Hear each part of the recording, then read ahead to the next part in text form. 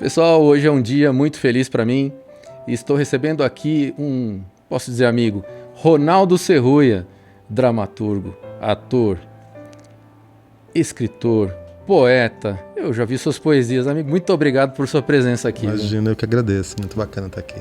Eu tô só vendo assim, o áudio tá eu tô me ouvindo com uma ambiência muito forte. Talvez tenha que dar uma mexida aí, se tiver um corte aí. Eu tô gostando desse negócio de podcast, porque os caminhos vão acontecendo assim. Você tem que, às vezes, falar de alguma coisa e você vai procurar alguém que possa ter uma autoridade, ainda que mínima, porque a gente sabe muito pouco de tudo, eu pelo menos sei nada, para poder ajudar a gente a compreender algumas coisas, alguns fenômenos. Você também já passou por isso, a necessidade de conversar com alguém para poder entender algo de um universo, de uma visão, de sentimento que você não consegue? Claro, totalmente. Eu acho, inclusive, que tudo na minha vida que eu entendi porque eu falei muito sobre. Né? Eu acho que falar sobre ajuda a gente a elaborar. Né? Não existe elaboração sem troca, sem fala. Né? O processo terapêutico, por exemplo, que para mim sempre foi muito fundamental na vida, tem a ver com isso, né? Você gosta de falar, né? Eu gosto de falar, mas eu gosto de falar para poder entender cada vez mais, entender de outros jeitos um determinado assunto. Você fala perguntando, talvez seja isso? Que eu tenho meio essa mania. Também, eu acho que eu falo perguntando, porque eu acho que eu tô mais interessado em produzir novas perguntas do que me apaziguar com a certeza das respostas, sabe? Eu pelo menos tenho um medo das certezas, cara. Que a certeza certeza me levou só os grandes problemas da minha vida foram quando eu tive mais certeza. Teatro. Vamos lá. Teatro com barulho de chuva. Como é que a gente vai conversar sobre isso? Cara, é o seguinte, ó. Você tem uma peça infantil. Essa peça infantil me chamou muito a atenção, porque ela parece que, não sei se exatamente na forma original como ela foi feita, mas ela poderia construir alguma ponte para poder trabalhar a questão da chuva. Mas estou te ouvindo, tá? Você tá ouvindo, né? Então o ouvinte está ouvindo também. Você poderia trabalhar a questão dos preconceitos, da empatia. Sim, é uma peça que fala sobre isso, inclusive. Como que surgiu e como você concebeu essa peça? Então, essa peça ela surge, ela é um trabalho dentro de um dos meus grupos de teatro, que é o Grupo 19, né?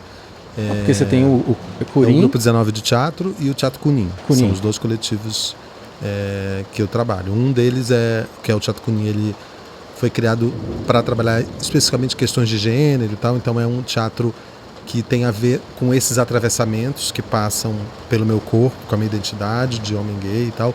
E aí por isso também que dentro desse coletivo eu acabei também trazendo a temática do HIV, que desemboca aqui no meu último trabalho. Mas voltando ao 19, o infantil é um espetáculo que acho que é o nosso penúltimo espetáculo, né?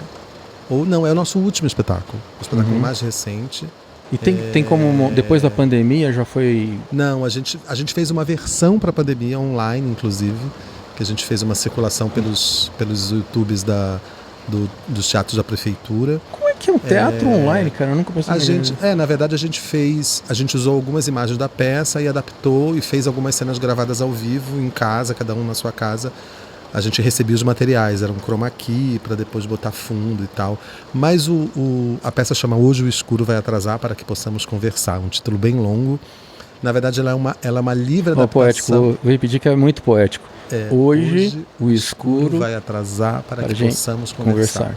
Tem a ver um pouco com a fábula, né? É uma fábula, ela é livremente inspirada num romance de um autor israelense chamado Amos Oz. O livro chama De Repente nas Profundezas do Bosque. E, na verdade, o 19 é um grupo que está há 19 anos juntos, né? Então a gente foi envelhecendo, os integrantes foram tendo os filhos e tal.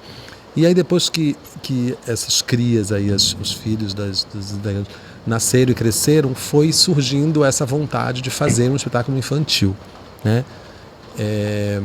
E aí surgiu a ideia de fazer uma livre adaptação desse livro. E aí também é a primeira vez dentro da história do grupo que a gente sempre trabalhou com a ideia de uma dramaturgia colaborativa, ou seja, os textos das peças sempre eram construídos por todos nós e tal. É a primeira vez que um dos integrantes, assume a produção dramatúrgica, ou seja, a dramaturgia foi criada por mim. Aí essa peça, na verdade, ela é uma tentativa de falar sobre algumas questões com as crianças, que são questões que normalmente a gente não quer conversar sobre, por essa lógica, inclusive, neoliberal. Agora caiu. Caiu, ó. Tá, calma aí, então. Essa época de chuva, cara, assim já tá acontecendo isso aí. Então, como é que surgiu a questão da temática da peça? Como é que foi que você criou aquilo ali? Então, vem dessa vontade de falar de determinados temas para as crianças e também pensar de como você vai falar isso. Né? Nosso trovão aí.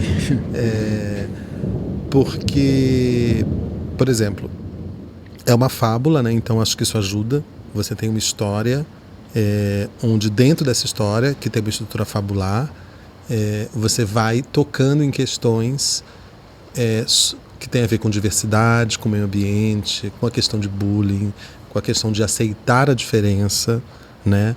Quer dizer, aceitar que a gente vive num mundo onde as pessoas não são iguais e como que a gente ensina sobre diferença para as crianças. Né? Sobre empatia. Sobre empatia. Tudo isso está na peça.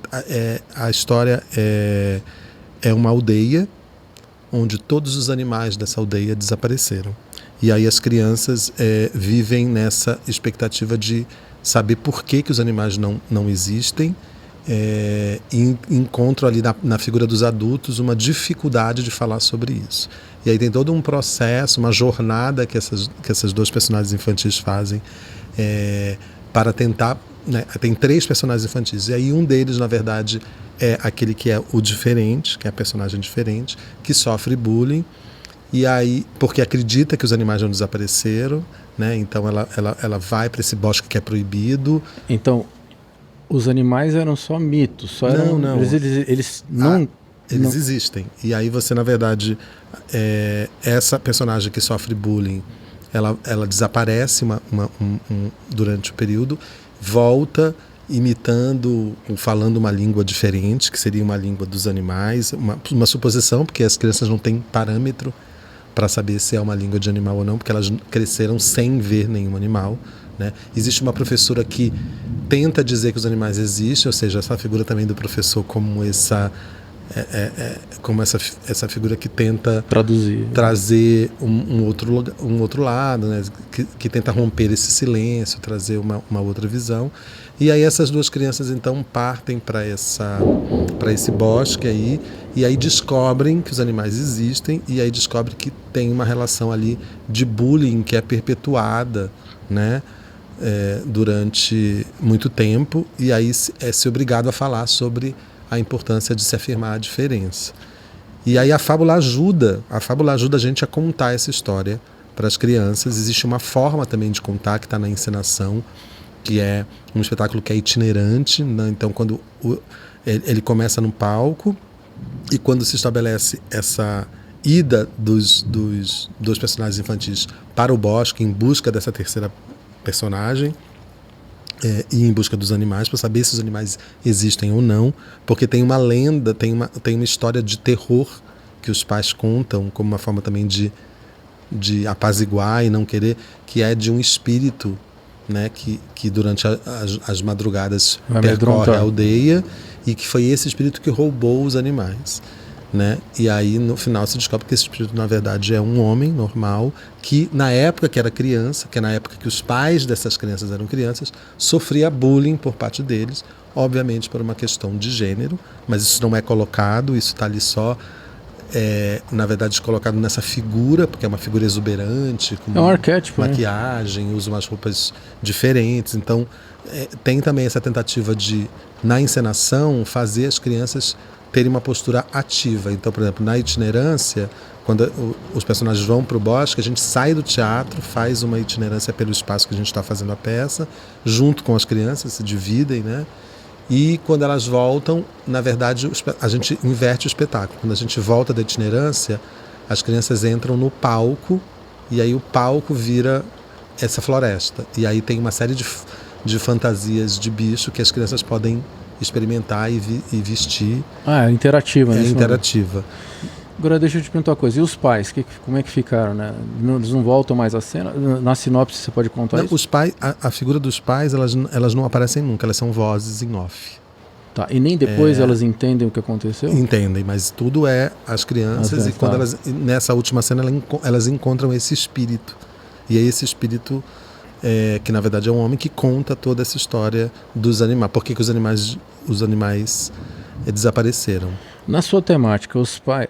isso é uma pergunta completamente subjetiva, mas no seu imaginário, esses pais sabiam que estavam enganando as crianças ou eles também já vinham de uma cultura que tinha que se falar aquilo? Sim, acho que sim, porque tem a ver com essa coisa do bullying, né?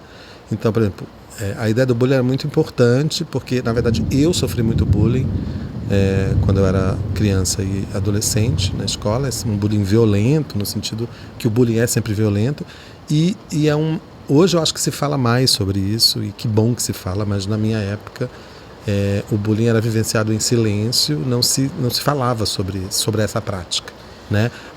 Era você mesmo, criança ali, tentando lidar com aquela violência toda, sem ter muitas armas para isso, sem ter muitas ferramentas para isso.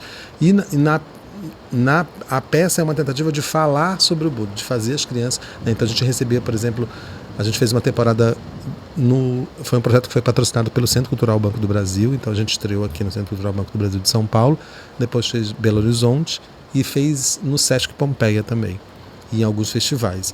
Então a gente teve uma série de visitas de escolas, por exemplo, no Centro Cultural Banco do Brasil a gente fazia um dia na semana que era só escola, e com debate depois, então era muito bacana ver as crianças falando, relacionando aquilo com a realidade delas, né? E aí, no caso da minha escrita, né, na hora que eu estava construindo a dramaturgia, eu tinha duas preocupações. Uma que era não me relacionar com as crianças ou com esse público, né, de uma forma condescendente, ou seja, de partir do princípio de que as crianças não são capazes de estabelecer conexões, de criar metáforas, né? Então eu vi muito, no período que eu estava escrevendo a peça, eu fui assistir muitas peças infantis, porque isso também não era muito do meu universo, né? E eu me vi muita coisa boa e muita coisa ruim. E no que eu vi de ruim, o que me impressionava era algumas peças que partiam do princípio de que a criança não entende. Exatamente, é um ser com algum déficit de cognição, porque tinha uma linguagem, uma tentativa de tratar a criança como... Infantilizar até as palavras e o jeito de falar. Exatamente. Então, por exemplo, o livro do Amos Oz é um livro é um livro juvenil, né? E ele é um livro cheio de metáforas. E aí eu quis preservar essas metáforas. Eu quis trabalhar com a ideia de metáfora, e que é uma peça que uma criança de 4 anos vai vivenciar de uma forma, que uma criança de 7 ela vai entender do jeito que ela precisa entender, e uma criança de 9 vai vivenciar de outra. E que elas vão fazer as conexões que elas podem fazer. E a ideia também do título, né, hoje os Cruvetas lá para que possamos conversar, é a ideia de que a peça abrisse uma conversa que continuaria depois da peça, aí sim, entre essa criança e os seus pais. Porque a criança não vai ao teatro sozinha. A criança é levada por um adulto. E aí quando você sai da peça infantil, o que fica? Porque quando eu vou numa peça de adulto, com amigos, com pessoas, eu saio da peça e a gente quer conversar sobre aquilo que a gente viu. Como é que é isso? Então, a peça ela se estabelece nesse lugar de uma conversa, e aí pensando em todas as questões que a peça levanta, que é uma questão que normalmente os adultos não querem falar com as crianças, que é por que a diferença incomoda, quais são as diferenças que incomodam. Em algumas sessões, ou muitas sessões, a gente ouvia, por exemplo, depoimento de adultos que vinham falar com a gente, falando que seus filhos e tal, que aquela criança específica que ela estava levando era vítima de bullying na escola, eles não conseguiam dizer muito bem sobre o que era, mas nitidamente já era ali o que a gente estava vendo com uma questão de gênero, com um menino que não performava essa masculinidade que se espera, uma menina que não performava essa feminilidade que se espera, e estavam ali vivenciando e se reconheceram, sobretudo na figura desse espírito, né, que surge como um ser andrógeno, um ser que não está ali performando nenhum tipo de binariedade, né, e aí dentro da fábula isso surge de uma forma muito poética, e aí não tem uma resistência desses pais, porque talvez seja isso, a gente tenha que ter uma inteligência para falar sobre esses temas. Sem agredir as crenças. Não é nem sem agredir, porque acho que de alguma maneira, quando você vai falar dessas questões, você vai incomodar de alguma forma. Incomodar uma coisa, agredir. Mas é quase como se você não tivesse... Os pais iam se dando conta de que tudo isso estava dentro da peça depois, sabe? Tá. E aí essa conversa se estabelecia ali, porque eu acho que é importante, quando você é pai, está criando humanidades, que você converse em frente os assuntos que são tensos e densos do e dia a dia, complicados de falar. A gente precisa falar com as crianças sobre morte, a gente precisa falar com as crianças sobre suicídio, sobre doença, sobre gênero, sobre raça, sobre todas essas questões que estão no mundo, mas a questão é como que você fala. Eu acho que a saída que é a mais nociva é aquela que evita falar, é aquela que não quer falar. E aí essa é a pior de todas. Eu acho que é a pior, porque ela geralmente se traduz de uma forma que é uma resposta virulenta. Não, também, mas qual é a saída dessa coisa de não querer falar? Você não quer ver, porque se você não vê, você não precisa falar. Então, por exemplo, o que está por trás de um incômodo, por exemplo, de alguns pais diante das suas crianças, em estar em um lugar, por exemplo, e não querer alguma coisa. Que um casal homoafetivo possa seja trocar um carinho, ou esteja de mão dadas, ou mesmo um beijo, como qualquer casal heterossexual faz nos ambientes públicos, porque ela não quer ter que explicar para a criança o que é aquilo, porque a criança é um ser curioso. Por natureza, né? Ela quer entender o mundo, inclusive ela está muito ávida de devorar o mundo. Então tudo ela quer saber, tudo ela pergunta, e ela vai querer saber daquilo.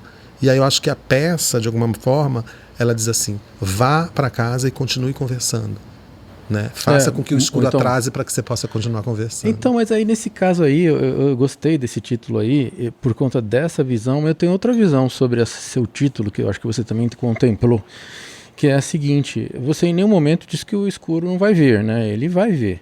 Sim. Só vai atrasar um pouco. Né? Porque no caso esse título tem a ver com uma coisa da fábula, que é um dos personagens, que é o menino, ele tem muito medo. Então eles saem para o bosque, mas eles têm um pacto entre eles, que eles voltam antes de anoitecer, para que a vila não dê falta deles, né? E aí, ele o tempo inteiro, como ele não está querendo adentrar o bosque, e a personagem da menina é aquela que é ávida pelo conhecimento, então ela não tem medo, a gente também inverteu essa lógica, né? De botar atributos normalmente ligados à masculinidade para a menina e para o menino ao contrário. Ele fica dizendo: a gente precisa ir embora, porque daqui a pouco vai escurecer e os nossos pais vão nos dar falta. Aí o espírito fala isso: não se preocupa que eu tenho o poder de atrasar o escuro, para que a gente possa conversar, ou seja, para que a gente possa falar sobre as questões, né? Então, perfeito. E, inclusive, tudo que você está falando, cara, para quem entende Jung, como eu estou, está totalmente dentro de tudo aquilo que se espera de uma discussão de humanidade, de figuras, de arquétipos, de você poder criar um ambiente de ficção, para você poder permitir que a criança leve a reflexão do jeito que ela possa entender na idade dela. Mas eu conheço o outro lado de cá, o lado mais do universo que cria esse tipo de situação para se defender daquela coisa a gente estava usando uma palavra, o sistema, não é o sistema... A norma, né? E eles vão dizer: tá vendo? É uma peça subversiva, porque elas... Incrível, vão dizer que sua peça é subversiva de uma forma até desonesta.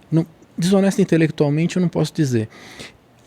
Se você olhar do lado do conservador, ou da norma estabelecida, ou qualquer coisa que a gente queira chamar assim, da maioria, ou da mentalidade católica, ou cristã judaica, ele está subvertendo. Sabe por quê? Eles vão dizer assim, que história é essa de falar com um estranho? Por exemplo, que história é essa de dizer que eu tenho o poder de segurar a escuridão? Eu estou falando sério, estou te mostrando o lado de cá. Eles vão dizer o seguinte também, porque a gente está falando para um público que eu estou tirando da cabeça deles aquilo que eu sei que eles estão pensando. Quer ver uma coisa? Como assim? Então quer dizer que o menino que sofreu bullying, quando ele ficou sozinho, foi para o mundo, descobriu as coisas, você está dizendo que eu não estou mostrando as coisas para o meu filho? Vão dizer isso. Vão dizer também que eu não quero que o meu filho vá à floresta, porque lá eu não vou perder totalmente o controle dele, a questão do controle, entendeu? Então... O bosque é essa ideia desse lugar do conhecimento, daquele lugar que... o Pardes, você está falando de Pardes, né? O lugar onde ele vai conhecer... Não, ele só pode ir a Pardes se ele estiver dentro da minha corda. Do controle. Do controle. Eu não quero que ele vá e se perca, eu não quero que ele vire louco, eu não quero que ele vire homossexual, eu não quero que ele vire gay. Enfim, todo o universo de medos que eles já receberam vai continuar existindo. Aí eu pego e vejo assim, do ponto de vista de uma criança que sofreu bullying, como foi você, que sofreu e não teve como interpretar aquilo de uma maneira diferente do que aconteceu com você, e você tenta vir ajudar, até mesmo a ajuda pode ser mal recebida. Cara, é muito difícil ser humano. O que eu queria dizer nesse momento é o seguinte: tem um livro do Newton Bonder, chama-se Tirando as Sandálias. É a história de um judeu, um muçulmano. É um livro muito bom, aconselho que você leia. Um pastor, eles saem para conhecer toda aquela região das terras sagradas e tal. E o judeu via com aquela história da cabeça dele de que Jesus não existe, o judeu ele foi um grande profeta, mas ele não é o filho de Deus. Enfim, o pastor ia dizendo que Jesus era o Cristo e tal. E eles foram visitando vários lugares e foram até só um episódio que eles foram visitar alguns beduínos que moravam no deserto, e eles recebiam uma grande hospitalidade, aqueles viajantes, e depois que sentavam na mesa, todo mundo sentava no chão, todo mundo se sentia bem, aí eles iam contar uma história. E um deles contou a história. O nosso pai Abraão tinha uma esposa que se chamava Agar. E teve uma concubina que se chamava Sara. Então, todo o livro, só resumindo, é uma temática dizendo assim: você só pode entender a realidade do outro quando você usa as sandálias dele. Isso aí é um provérbio que tem no Oriente. Eu só posso entender a sua temática se eu tirar os meus sapatos e me colocar no teu lugar, Ronaldo, e ver lá nos anos 70 aquela criança sem entender o que estava acontecendo, e hoje tentando transformar o mundo e colocando uma temática mais humana, tentando mostrar o mundo e o universo. Se você pegar aqueles minutos que eu dediquei para escutar as cartas imaginadas, me colocando no lugar daqueles travestis, daqueles pessoas que foram falar sobre um dramaturgo do passado, escrevendo uma carta de amor para eles, de coração, de humanidade, é que eu percebi o quanta dor a gente não percebe no outro, a menos que a gente se imagine no lugar do outro. Isso é fantástico. É nesse sentido que há uma necessidade entre esses dois mundos estabelecerem uma ponte. Cristo nunca faria isso, de colocar qualquer um acima de outro ou melhor que o outro. Ele nunca falou isso. Então nós construímos isso de uma forma completamente sem autorização dele, os cristãos. Eu sou cristão. Não, em nenhum momento ele fez isso, mas para defender na Idade Média, isso eu não vou procurar culpados, vamos procurar responsáveis, mas cada um queria proteger a fé, proteger o patriarcado e etc e tal, que disseram que eu tenho que me proteger e morar dentro da cidade, não posso deixar os meus filhos saberem que existem animais na floresta, que esses animais pertencem ao mesmo universo Então, nesse sentido, é que eu, apesar de não ter assistido, eu faço um convite a você. Se você puder um dia tentar ver se a gente constrói uma peça dessa dentro do universo e puder mostrar que nós temos que calçar a sandália do outro, se nós quisermos. É a ideia da alteridade, né? É o que você vem tentando fazer nesse tempo todo? Sim, eu não acho que necessariamente você precisa entender aquilo que eu passei para poder usufruir. Porque eu acho que a arte tem uma coisa que é a arte é uma ferramenta, né? Como várias outras existem. A pedagogia é uma ferramenta, a arte é uma ferramenta. E a arte, como qualquer ferramenta, ela tem categorias, ela tem funcionamentos e mecanismos específicos para trabalhar, né? Então, eu acho o discurso artístico ele é uma elaboração, né? Então, é nesse sentido, a gente elabora com todas essas ferramentas, todas esses dispositivos, uma condução, né? É claro que o artista pensa em tudo isso, coloca todas essas peças e esses dispositivos juntos para produzir determinados efeitos e tal, mas tem um lugar da arte que às vezes tem uma fruição que ultrapassa até aquilo que o artista pensou. Isso é maravilhoso. Mas de alguma maneira o que eu quero dizer é que a construção da peça, a construção de um texto, ela se dá nesse lugar de pensamento, de ir encaixando as peças para produzir determinados efeitos, para produzir determinados caminhos, assim, que via de regra acontecem. É bacana quando a gente tem o retorno de que, puxa, eu vi isso, eu vi aquilo, me levou para esse lugar. Isso está programado pelo artista de alguma forma, tá pensado. Tem muita coisa que as pessoas leituras que vão acontecer que são para além do que o artista ou estavam previu. Na sua mente, mas de forma inconsciente. Talvez, tem essa teoria, enfim. Eu acho que é isso mesmo. Você joga uma coisa aí dentro do inconsciente coletivo e aquilo vai ser captado de várias formas.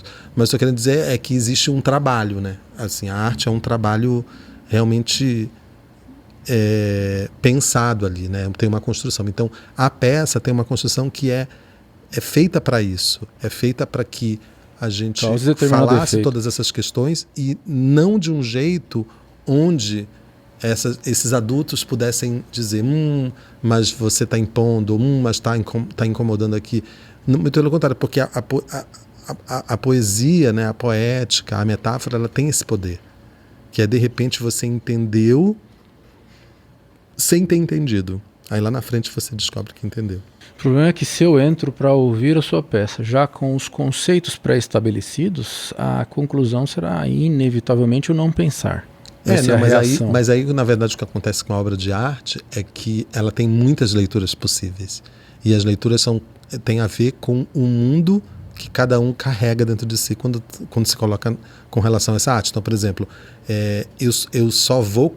A minha leitura de qualquer obra de arte que eu assista, qualquer peça, qualquer filme, qualquer exposição, ela vai se relacionar com o meu mundo de referências, com o lugar que eu estou no mundo hoje, que é diferente do que há 10 anos atrás, assim como uma outra figura, uma outra pessoa vai... Por isso que eu acho que a arte é democrática, a verdadeira arte é democrática, porque ela não precisa que você tenha um cabedal de coisa, ou que você seja estudado, ou que você tenha uma série para usufruir daquilo. Porque ela fala a linguagem primária do sentido. Exatamente. É claro que se você tem um cabedal de referência, você vai muitas vezes fazer relações e pontes outras que uma outra pessoa que não tenha vai fazer. Mas às vezes essa pessoa aqui vai até usufruir melhor do que você com todas as referências, porque você já, de alguma maneira também, quanto mais referência você tem, mais armado você entra para se relacionar com as coisas. Então, por isso que às vezes é que as palavras para a gente, na semântica, tem uma impressão forte para a gente de sentimento. Entendi. Só que na comunidade, entendeu o que eu quero dizer? Porque quando eu falo de ser um opressor, para mim, o opressor é tudo aquilo que não permite outras formas de vida, além daquela, né? Porque assim, quando a gente diz que o opressor é aquele que, quando eu falo assim, a sua forma de vida está oprimindo o meu sistema de valores, a gente tem que entender qual é o meio termo disso, porque muitas vezes essa é uma inversão para eu continuar afirmando que eu tenho a verdade, que só esse sistema de valores que eu carrego é o possível, né? Então, para mim, a opressão é quando eu não permito que outras vidas aconteçam. Porque se essas outras vidas não estão dizendo, olha, eu não quero que você viva assim, eu quero que você me dê o direito de eu viver de outra forma. Perfeito.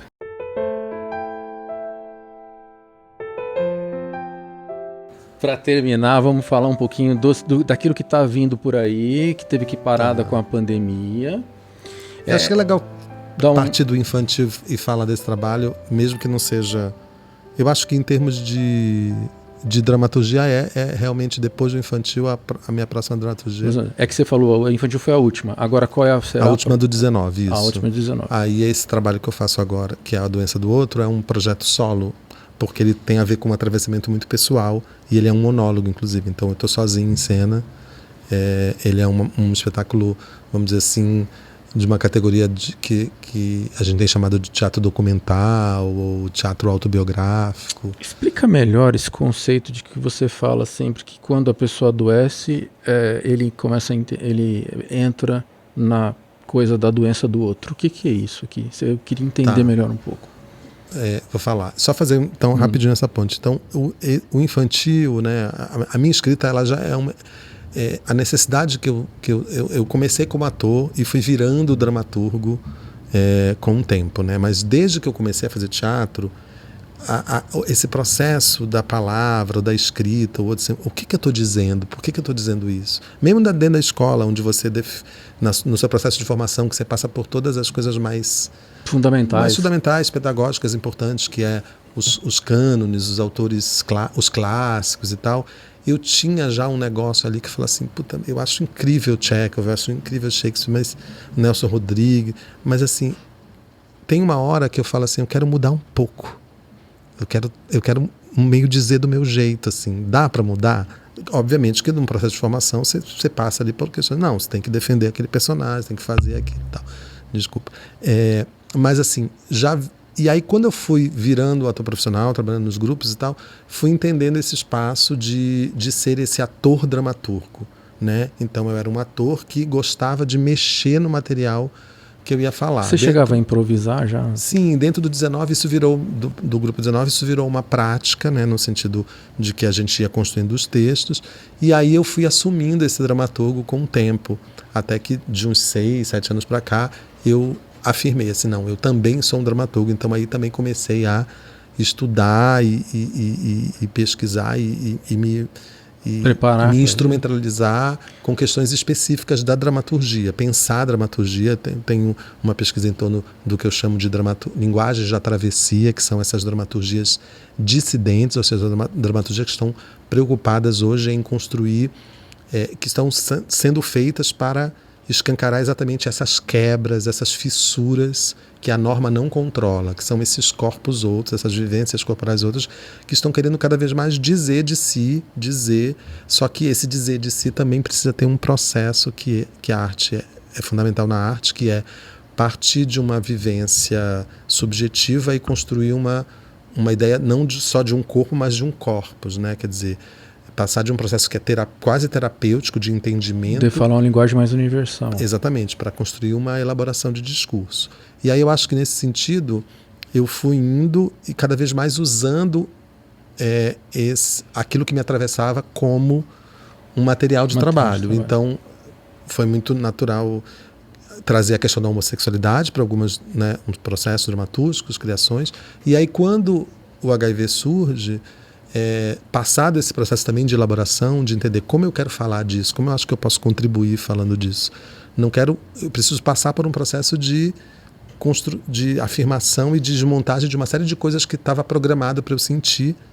Então houve um momento que você teve que rever alguma coisa que já tinha sido pensada? Sim, total. Eu precisei me empoderar eu precisei passar por esse processo de autocomiseração, de autoindulgência, de vitimização, para falar assim, porque se eu quero, de alguma maneira, falar do HIV a partir da arte e construir uma outra narrativa, porque a narrativa que já foi construída, a arte fala do HIV desde o início da epidemia, né?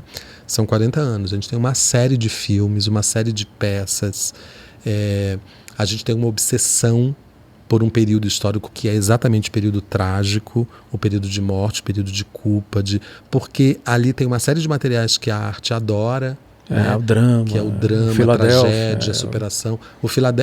Eu trago o Filadélfia para dentro da peça, eu desconstruo o Filadélfia a partir de um conceito de imagens de controle, que é um conceito de uma feminista negra chamada Patricia Hill Collins, que é a ideia de que a imagem de controle é um conjunto de representações que são feitas sobre determinados grupos e que vão estabelecer a forma como esses grupos são tratados. E no caso das pessoas vivendo com HIV, essas imagens de controle são negativas o tempo inteiro.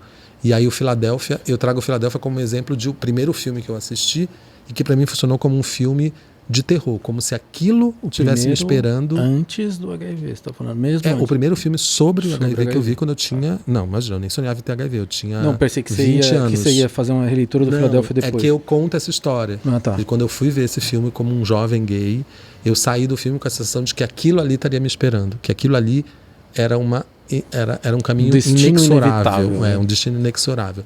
E tem a ver com essa ideia de imagem de controle. Então, A Doença do Outro é uma peça que se estabelece a partir de uma série de conceitos tirados de outros autores, né? Por isso que a gente chama de peça palestra. Só que ela não é uma peça que eu fico falando ali um bonde de certeza, não. Muito pelo contrário, ela é uma peça que é uma conversa que se estabelece a partir das incertezas, né? E ela vai se transformando numa espécie de festa e de celebração, como essa afirmação da vida.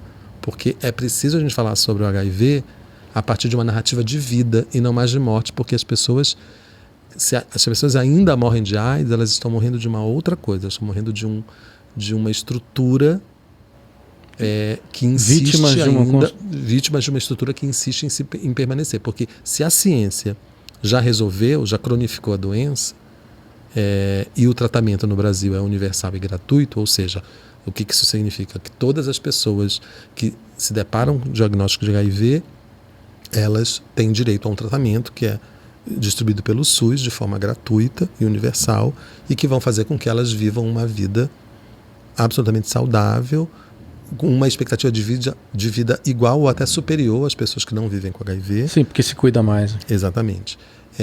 Então, essa estrutura está aí. Quem que não acessa essa estrutura? Quais são os corpos que não acessam essa estrutura? Quem não quer ver? Não só quem não quer ver, mas corpos que, historicamente, dentro dessa estrutura patriarcal colonialista, são corpos que estão sempre morrendo, né? Então a gente vê o aumento do número de casos de HIV em mulheres negras periféricas, em pessoas trans e travestis, ou seja, corpos e identidades que de alguma maneira estão sempre apartados, estão sempre precarizados dentro dessa estrutura. E para além disso, muitas pessoas não entram em contato, não se testam, porque não querem entrar em contato com essa espiral de estigmas. Com uma possível realidade. Então você cria o quê? Uma realidade paralela. Por isso que é a doença do outro. Enquanto eu não sei, eu não sou o outro. O outro já está, eu falo isso na peça, o outro já está em mim, mas enquanto eu não entro em contato com esse outro, eu posso fingir que eu não sou o outro. Então, por exemplo, eu tenho uma série de amigos que descobriram que viviam com HIV doentes, porque estavam há 15 anos sem se testar, achando que magicamente eles estão gerindo a sua vida sexual de uma forma segura. Isso é impossível, você, né, num tempo de vida tão longo, você ter essa certeza estabelecida. E descobriram quando ficaram doentes. E muitas vezes você descobre num momento que você não consegue reverter. Então é muito triste que, na verdade, as pessoas estão morrendo de AIDS, mas elas estão morrendo de uma outra coisa, que é dessa estrutura estigmatizante que faz com que as pessoas tenham medo de se testar porque elas não querem entrar em contato com isso. Se eu não testo, não existe. Exatamente. Agora, isso também não aumenta muito. Você tem um outro assunto, mas eu preciso fazer esse parênteses aqui com a licença da diretora. Chega a abordar na peça que isso está contribuindo para o contágio, para o aumento do problema do ponto de vista como doença? Eu acho que sim. Eu na peça, eu tenho uma articulação ali no discurso que eu tento é de propósito, né? porque eu acho que é o meu discurso, eu quero Tem falar do que HIV fechar dentro da Tá, arte. tem que fechar Então, eu não estou falando, não é uma peça didática nesse sentido que eu vou falar sobre prevenção ou sobre número de coisas. Eu vou falar sobre uma estrutura e sobre como a gente constrói essa ideia do outro a partir tendo como ponto de partida um atravessamento pessoal que é um HIV em mim. E, obviamente, estou falando do HIV o tempo inteiro, mas eu vou fazendo outras articulações, inclusive falo sobre uma questão, a ideia de imunidade, de comunidade, que tem muito a ver, por exemplo, com o que a gente vive hoje com a Covid. Então, muita gente que vai assistir a peça, a gente estreou em dezembro, né, ano passado, elas saem falando, nossa, mas é impressionante como você está falando desse tempo, era proposital? Eu falei, não era proposital, mas acabou que é aquela coisa que eu falo, o artista às vezes está ali trabalhando, construindo o caminho e tem uma coisa maior que se estabelece. Sim, a revelia dele, né? Desculpa falar de novo do Jung, mas ele sabe exatamente, estava no inconsciente coletivo que algo iria vir, né? Exatamente. Então, você perguntou a coisa do aumento de contágio. Eu falo disso, mas eu falo muito dessa coisa da recusa do silêncio. Isso é também um ponto fundamental na peça. A peça é a recusa de um silêncio. Inclusive é um tema de uma das partes da peça, né? A peça é feita por partes. E da importância que é recusar o silêncio, porque é só quando você recusa o silêncio que você, na verdade, pode lidar com as questões, né? Se você insiste, se você quer manter o silêncio... Quando você permite a dúvida. Não, é no sentido de ter coragem de olhar, né? Então eu não estou defendendo a saída do armário de todas as pessoas que vivem com HIV. O meu trabalho, a minha pesquisa em torno do HIV com a arte, é inclusive para que daqui a um tempo quem queira dizer que vive com HIV possa dizer isso, possa recusar esse silêncio sem precisar perder tudo aquilo que tem, família, relações afetivas, trabalho, porque o Brasil é muito grande. Então eu sei do meu privilégio de ser um artista vivendo com HIV num grande centro, como a cidade de São Paulo, sendo artista, podendo produzir coisas, podendo trazer isso para o meu trabalho. Não é fácil. É uma responsabilidade. Não foi fácil. Você sente como responsabilidade? Tem muita gente que poderia fazer isso e não faz, mas eu também não estou interessado em julgar as pessoas. Estou falando no sentido de que também, para não dizer que isso é fácil, mas talvez seja mas com certeza é mais fácil para mim do que para uma pessoa vivendo com HIV que mora numa cidadezinha do Brasil profundo com 20 mil habitantes, que precisa sair da sua cidade para pegar o remédio em outra, porque ela tem medo de ser vista perto do lugar que distribui o remédio, porque se o status dela sorológico é exposto, publicizado, ela vai perder tudo. Mas o meu trabalho é para que um dia essa pessoa dentro dessa cidade, ela possa também dizer, eu vou recusar o silêncio. Ou seja, eu estou falando de uma ideia de visibilidade, que eu chamo de visibilidade positiva, que que se cada vez mais as pessoas vivendo com HIV que podem falar, falem, que a arte possa falar sobre esse tema no cinema, na televisão, no teatro, de uma forma não mais estigmatizadora, centrada naquele ambiente do hospital, da morte, dos corpos definhando, do sarcoma de Kaposi, da peste, da tragédia. A gente precisa falar disso porque a realidade é outra, são 40 anos. Em 40 anos é tempo, as histórias se transformam no tempo. Então o que você está falando não é utopia, absolutamente, é uma realidade que é possível ser trabalhada.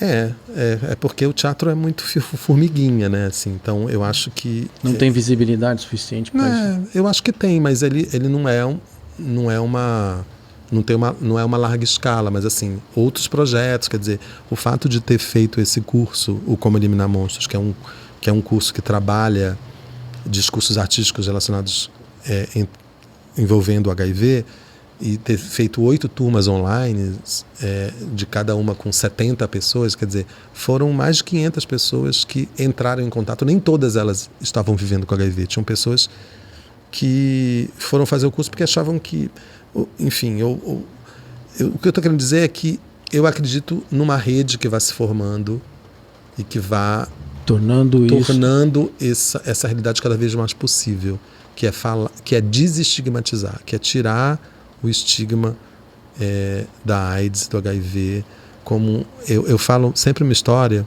que assim, quando eu fui contar para minha mãe, por exemplo, que eu vivia com HIV, né, que eu era HIV positivo, a primeira coisa que ela disse para mim foi assim: ela ficou muito abalada e disse: eu não admito que você morra antes de mim. O que está por trás disso? Isso foi em 2014. Em 2014, a minha mãe, ela achava que eu dizer que eu estava com HIV era um sinônimo de morte, de que eu ia morrer. Ou seja, a minha mãe, em 2014, estava vivendo em 1980. E é isso que a gente precisa mudar. E eu acho que a arte, ela tem esse poder, que é de dizer, a gente precisa falar do tempo de agora. Então eu quero falar do HIV de 2022, não do HIV de 1980. Então isso é muito forte para mim. Ela mudou isso? Ela mudou. Ainda é difícil para ela. Eu sinto que para ela é um incômodo. Por ela, eu como artista não falaria desse assunto. Eu falaria de outros. Mas eu acho que com o tempo ela fez alguma evolução. Sim. Mas é muito... Porque era isso. Ela só conseguia pensar o HIV como se eu... Pensando do ponto de vista de mãe, colocando-se no lugar dela, é perfeitamente normal. Não, perfeitamente. Ela estava ali...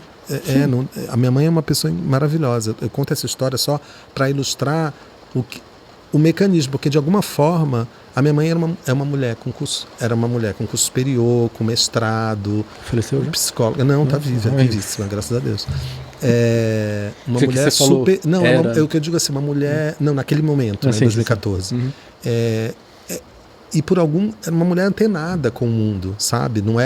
Ela não era uma mulher, tipo, sei lá, que a gente podia classificar como uma pessoa com menos informação ou mais. E ela, de alguma maneira, a imagem dela do HIV era o Cazuza. Era o Cazuza morrendo. E aí é o que eu digo. Quando eu pergunto, nesse curso que a gente faz, o Como Eliminar Monstros, a gente tem uma dinâmica que é muito curiosa. Que no primeiro dia, eu pergunto para as pessoas: quando a gente fala em HIV/AIDS, qual é a imagem que te vem na cabeça? Qual é a imagem que você tem?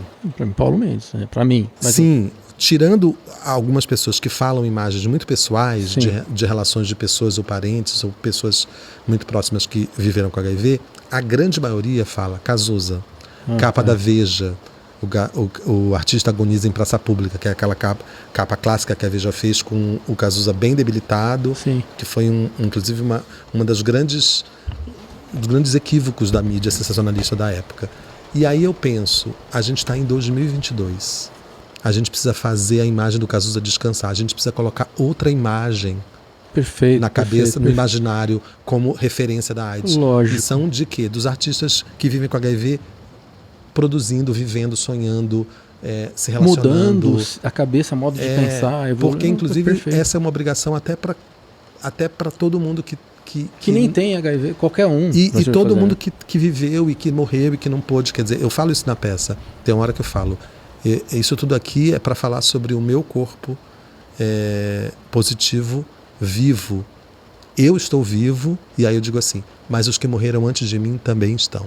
Estão então, porque eu tenho isso dentro de mim, cara.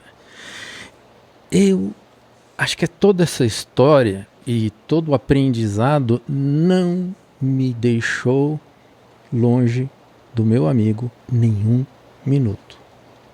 Então eu sei disso. Agora, eu só queria te fazer uma reflexão sobre o caso da sua mãe. Na hora que você falou, eu me coloquei como pai. Eu sou pai de 3 filhos. Sabe o que eu pensei? Ela está falando só de uma coisa natural que qualquer pai vai dizer automaticamente: não, filho, a regra não é essa, eu que tenho que morrer primeiro. Não é nem o Cazuza que pode ter. Eu tô tentando, eu não conheço sua mãe, não estou defendendo, você conhece ela muito melhor.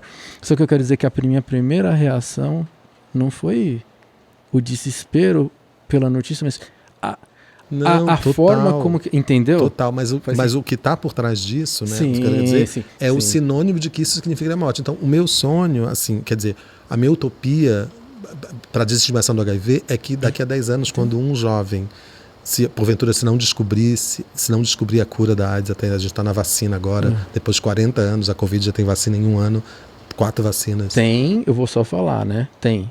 Tá em fase de Sim, teste, em né? fase de teste, mas eu digo... O HIV tá mais... A vacina tá mais em fase qual? Tá na fase 3, mas depois de 40 anos, né? O que eu quero dizer é que para que daqui a um tempo, se uma pessoa jovem, eu digo, uma pessoa chegar diante da sua mãe ou do seu pai e dizer, e ela dizer, eu sou uma pessoa que vive com HIV, eu sou HIV positivo, ela possa dizer, tá tudo bem, você já está tomando seus remédios. É nesse sentido, porque quando ela diz, eu não quero que você morra antes de mim, ela de alguma maneira está dizendo, de alguma maneira ainda está no imaginário de que viver com HIV é sinônimo de morte, e não é mais. Não é, e como para mim não é mais isso, porque eu tenho isso para mim, quando você estava contando a história, em nenhum momento eu pensei isso. Eu me coloquei no lugar de pai toda vez que um dos meus pequenininhos, eu tenho um de 21 anos, um de 6 e uma de 4, e quando ela, pai, eu tô dodói, eu vou pensar isso, automaticamente eu sinto, não, isso não pode acontecer. Claro, eu tenho que ir primeiro. Entende o que eu quero dizer? Entendo. Então, nesse sentido, eu entendo muito sua mamãe. Cara, é tanta coisa. Posso te fazer um... Coloca minha mão aqui, bebê. Valeu, querido. Vamos nos ver mais vezes? Vamos. Ó, tá lá, hein? Ó, falei. Promessa é dívida.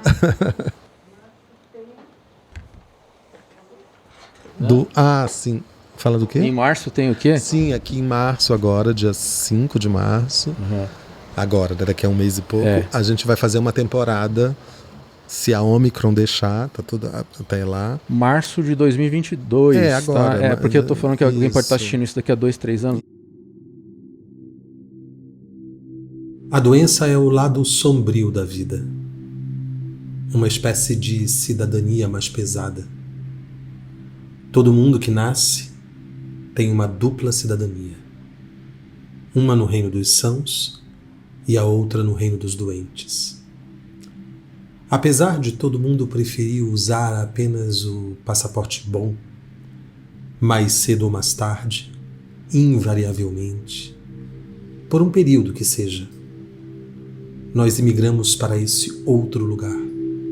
Nós nos tornamos esses cidadãos doentes, adoecidos, enfermos, de segunda classe. Nós carimbamos o passaporte ruim.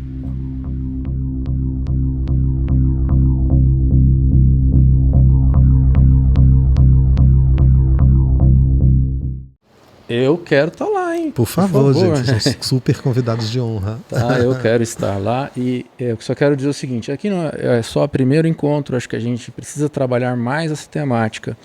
Precisa criar algo, vá pensando, eu vou te falar, posso te providenciar material para você poder entender um pouco o lado de cá. O que lado de cá? Sim, o lado de cá que eu digo, a visão... contexto diferente. A gente está inserido em contextos. Em contexto, no outro contexto... Inclusive, eu acho super importante trazer esse tema para contexto pedagógico, porque a gente precisa falar de... E aí eu digo, me interessa a fricção entre HIV e arte, porque eu acho que essa fricção ela é relativamente nova, no sentido de pensar em falar HIV com arte, criar novas narrativas. Isso. E ela, de alguma forma, vai produzir outros deslocamentos que a política pública não conseguiu produzir, por exemplo. Posso sonhar? Vai produzir vida. Graciela, você é maravilhosa. Você é fantástica. Flertaí.com.br. Saber todas as agendas de grandes espetáculos, de teatro, de cultura. Nós temos muito mais coisas para discutir, inclusive sobre o que aconteceu durante a pandemia, como é que a gente sobreviveu a isso, o que mudou, né? Tem um monte de coisa para discutir. Também sobre as verbas, o que aconteceu, o que está acontecendo, se é possível, se não é possível, se alguém tem alguma ideia, como é que entra em contato com você. Eu vou colocar aqui o seu... Pode colocar. Instagram. Coloca o seu Instagram aqui, pode colocar aqui. Estamos aqui para receber sempre as pessoas que têm algo a acrescentar no mundo. Eu tenho, você tem, o Ronaldo tem. Viva. Abraço. Valeu.